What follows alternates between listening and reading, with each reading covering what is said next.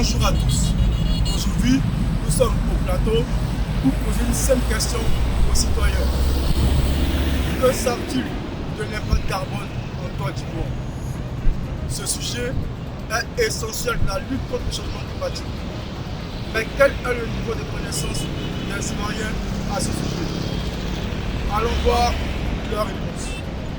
Je pense que l'impact carbone en Côte d'Ivoire est un sujet d'actualité qui touche déjà beaucoup de pays, en particulier la Côte d'Ivoire, comme l'a cité. Et ce pays est touché à cause déjà des véhicules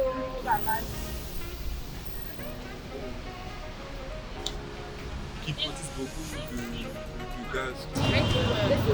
Ça a un impact sur tout l'ensemble des êtres vivants, les plantes, les animaux et les êtres humains.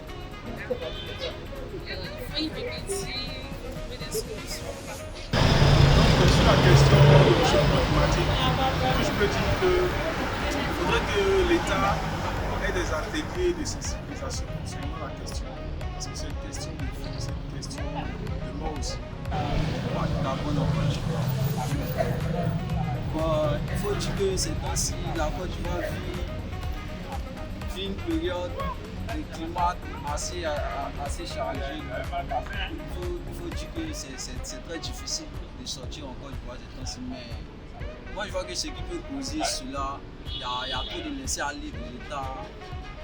Bon, je vois qu'il y a les entreprises, les sociétés industrielles qui font de ce qu'ils veulent ici en Côte d'Ivoire. La production des gaz déveillants sur la population.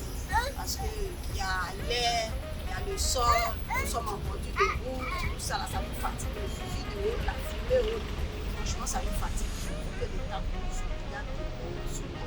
Et il faut que l'État aussi nous informe de tout ce qui est, je appelle ça, tout ce qui est bon. Et que l'État aussi pense à nous aussi. Concernant le changement climatique, à ce sujet-là, l'État peut sensibiliser. Maintenant, si c'est à ce sujet-là, l'État peut sensibiliser la population sur le changement climatique. Alors, l'impact carbone en Côte d'Ivoire est une réalité.